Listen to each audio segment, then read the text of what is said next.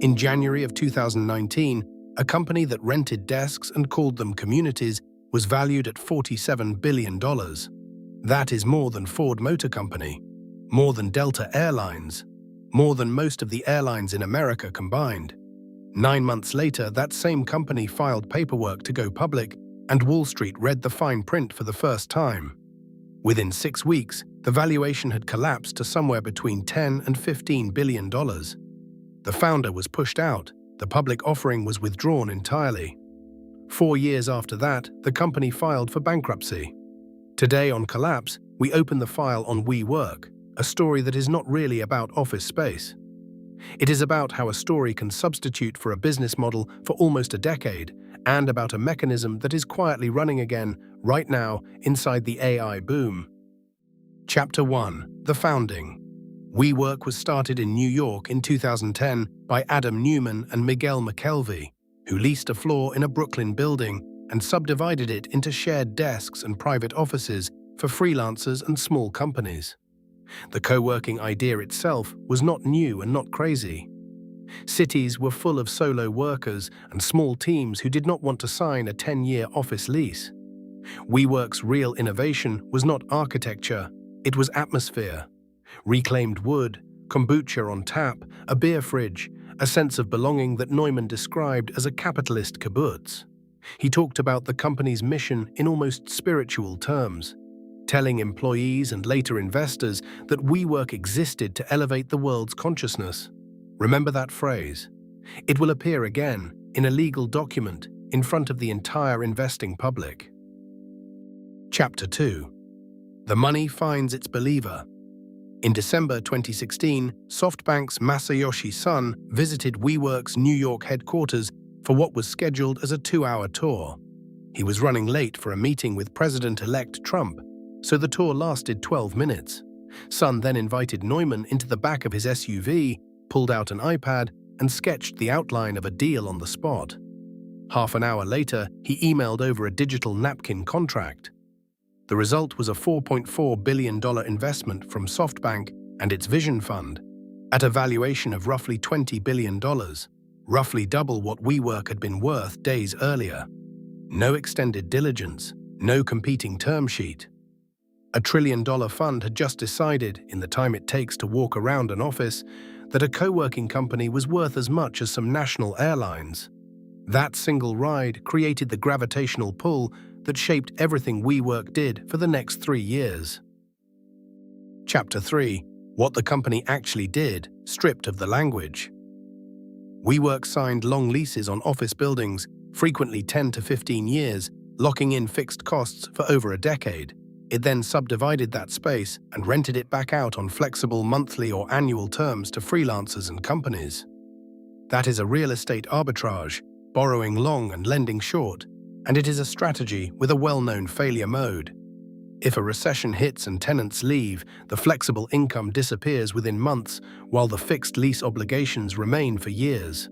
By the time WeWork tried to go public, it had committed to future lease payments reported at around $47 billion, an amount roughly equal to its own peak valuation, owed to landlords over decades regardless of how many desks were actually filled. This was never a software company with 90% margins. It was a leveraged real estate bet wearing a hoodie. Chapter 4. The number that became a punchline. As WeWork prepared to raise money and eventually go public, it introduced a metric in its own investor materials called Community-Adjusted EBITDA. Standard EBITDA already adds back interest, taxes, depreciation, and amortization. WeWork's version went further, adding back marketing costs, general administrative expenses, and the costs of opening new locations, on the theory that none of that reflected the true performance of an individual, mature building. Run through that adjustment, a company with steep net losses could present a positive number. Analysts and financial journalists mocked it almost immediately once the IPO filing became public, because the metric was not describing WeWork's business. It was describing the business WeWork wished it had. A leveraged real estate company reporting real estate-style losses had rebranded its own arithmetic to sound like software. Chapter 5. Governance, or the absence of it. Reporting and the company's own S-1 filing later revealed a pattern of transactions that blurred the line between WeWork and Adam Neumann personally. An entity Neumann partly owned had trademarked the word "we" and sold it to WeWork for $5.9 million, a fee the company refunded after public backlash. Neumann had taken out loans from the company at low interest rates. He owned stakes in buildings that WeWork itself signed leases on, collecting rent from the company he ran. His wife, Rebecca Neumann, held a formal role shaping the company's culture and later its private school venture, WeGrow. And before the IPO even priced, Neumann had already cashed out roughly $700 million in stock and loans, an amount that stunned bankers, because founders traditionally get rich only after a successful public offering, not years ahead of one. Chapter 6. The document that broke the spell. In August 2019, WeWork filed its S-1 registration statement, the legal document a company must publish before selling shares to the public. For most companies, this is a formality. For WeWork, it was a confession. The filing spelled out the community-adjusted EBITDA math, the self-dealing transactions, Neumann's outsized voting control through special shares, and yes, the sentence that the company's mission was to elevate the world's consciousness, printed in a document meant for pension funds and index committees. Analysts who had only heard the pitch now had the numbers, and the numbers told a different story than the valuation implied. Institutional investors who might buy the stock began asking the one question no one inside WeWork had been forced to answer in 3 years. What is this company actually worth on its own financial merits? Chapter 7. The Unraveling. Once real analysts applied real valuation methods, the proposed price range collapsed almost daily, first cut to somewhere near $20 to $25 billion, then lower still, with some estimates falling into the low teens. Major early backers, including SoftBank itself, reportedly pushed for Neumann's removal as the negative coverage compounded.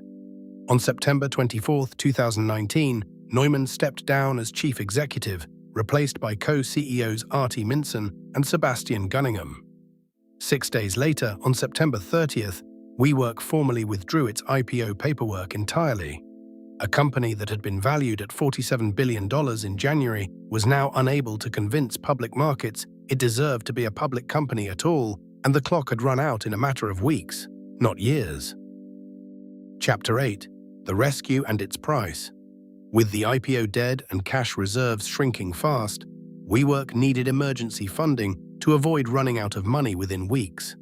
In October 2019, SoftBank stepped in with a rescue package worth roughly $9.5 to $10 billion, taking close to 80% ownership of a company it had already poured billions into at a new valuation of under $8 billion. As part of the deal, Neumann received a payout package reported at approximately $1.7 billion, combining stock purchased from him directly, a consulting fee reported around $185 million, and roughly $500 million in credit to help him repay an existing loan. The man whose leadership had just destroyed roughly $39 billion of paper value walked away one of the largest individual winners in the entire saga. Thousands of employees who owned WeWork stock options had no such buyer waiting for them. Chapter 9. What was left? WeWork laid off roughly 2,400 employees within weeks of the bailout, about a fifth of its global workforce, and continued losing money for years afterward as the pandemic emptied offices worldwide.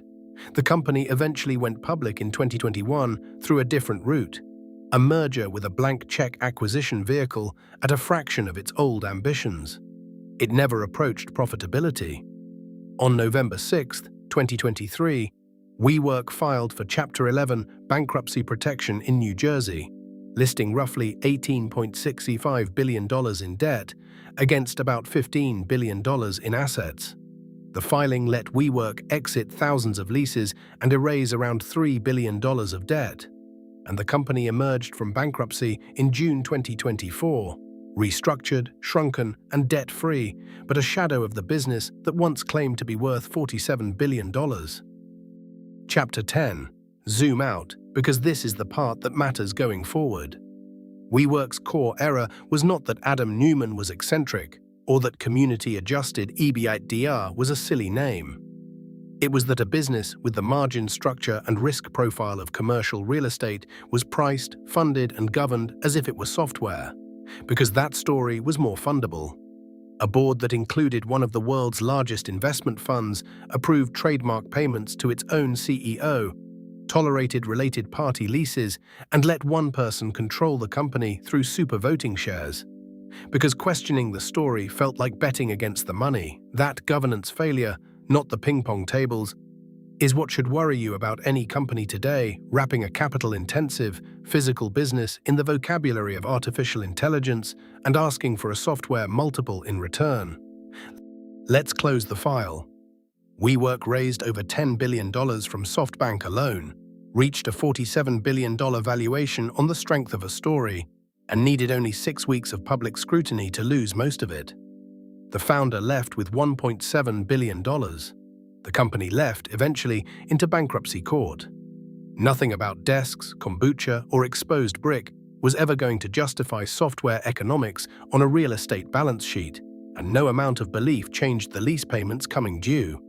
The next WeWork will not rent desks. It will do something involving artificial intelligence, and it will ask you to judge it on its story instead of its numbers. Ask for the numbers first. Subscribe now, because Thursday's episode of The Current breaks down whatever the AI industry does next, and it is never boring for long.